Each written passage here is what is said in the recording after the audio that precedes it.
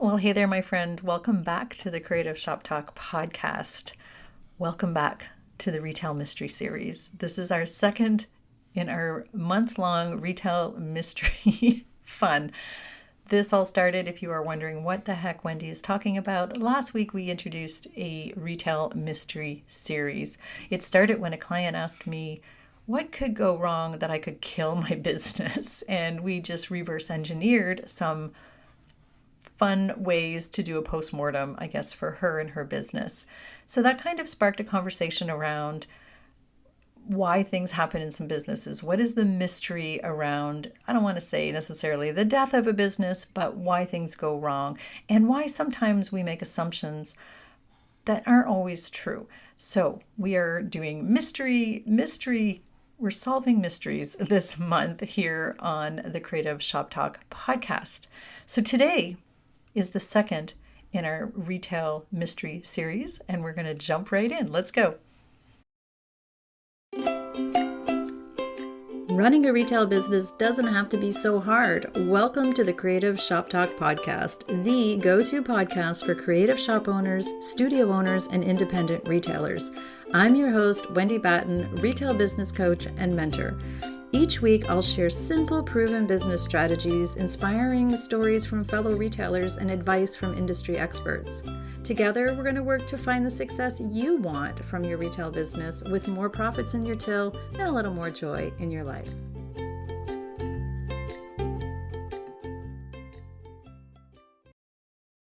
Okay, today in our second case in our retail mystery series is the Salty Anchored Home Decor Shop. And just a reminder, these are fictional stores based on stories from things that I have actually seen in retail. But if there is a Salty Anchored home decor and gift shop, I don't know who you are, so it's not them. So just want to put that disclaimer before we jump in. So the case for Salty Anchored home and gift decor shop. Here's the mystery. Growth has stalled. Inventory's not turning like it used to. The owner is a little frustrated. She doesn't know what's going on. They are heavily dependent upon seasonal shoppers, but there's no, and then weather, and there's just been a lot of things going on.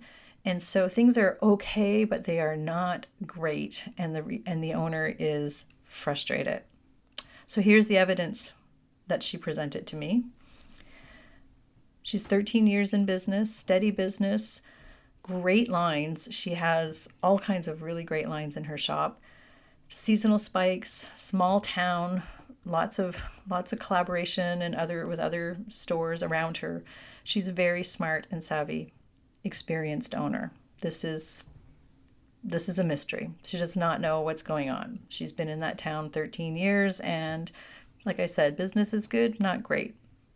So here's what's happening. Weather, there's been slower tourist season because of economy and weather and all these other things. Cost of living's going up. This is the evidence the owner thinks this is the reason, and presented by the owner. Wages have gone up. Oh gosh, wages are always going up, aren't they? So wages have gone up. Cost of living has gone up. Again, locals, they just stopped supporting her. They're not coming in like they should. She's super frustrated that they're, walk by and wave her in the grocery store, but won't come into the shop. So she's, what the heck, right? There's just a little frustration building up and can't figure out what's going on. Well, here's what happened when we did some undercover detective work. So we took all the information and we lift up under the covers, and we did some digging. And here's what we found.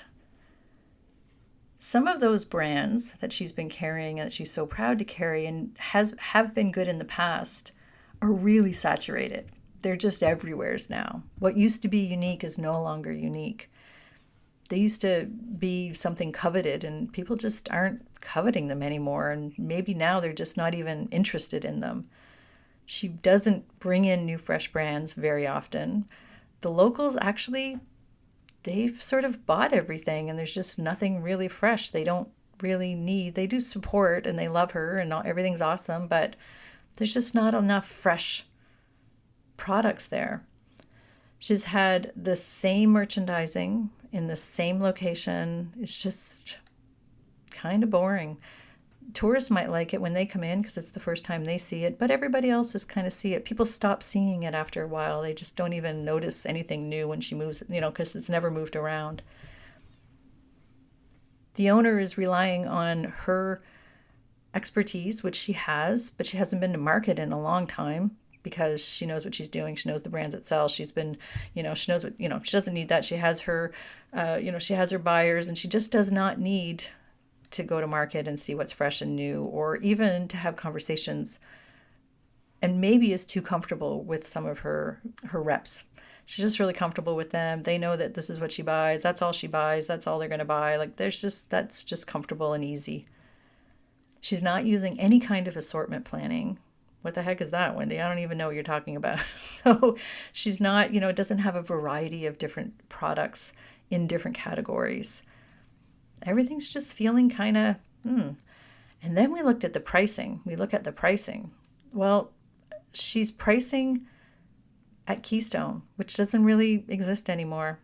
That's not really a thing anymore. She's MSRPing and pricing, and she has not been keeping up. That's why wages and the cost of living and everything have been feeling impactful, because her pricing is not evolving. She's not keeping up with modern customer needs either.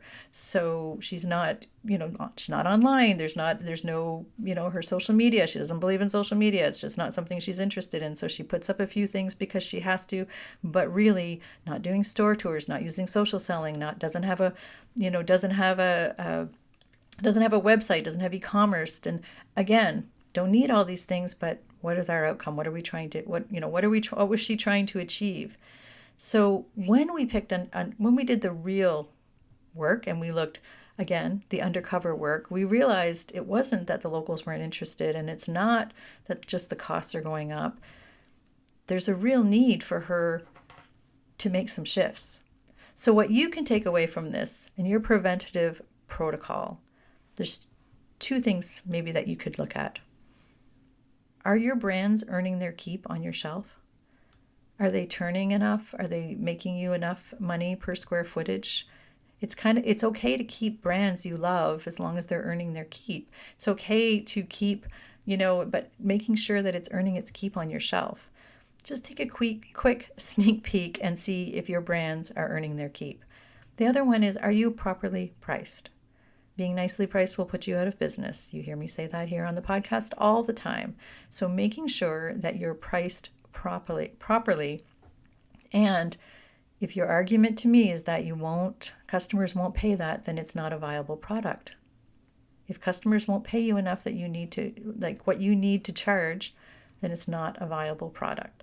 So we have to have fresh inventory. We have to make sure our brands are earning their keep, and we need to be priced properly. That's how we keep up with things. That's how we stay fresh and have great fresh perspectives, and we don't have a mystery on our hands on why things are not moving and turning in our shop. I hope you found this retail mystery episode fun.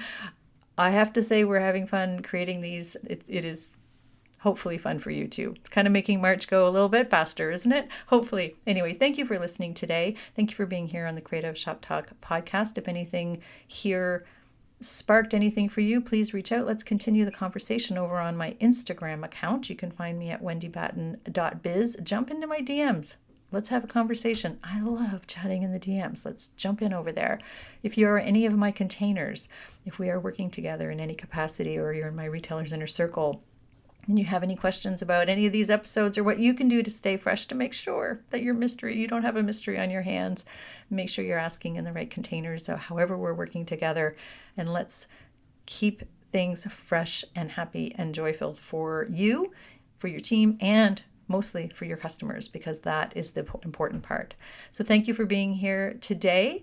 We have another case coming up. Actually, next week, we have our 300th episode coming up, and then we jump back into our mystery or retail mystery series. I don't know. I'm gonna flub this up one of these days, aren't I? Anyhow, thanks for being here, my friends. Have a fantastic, fantastic week. We'll see you next week right here. Same time, same place.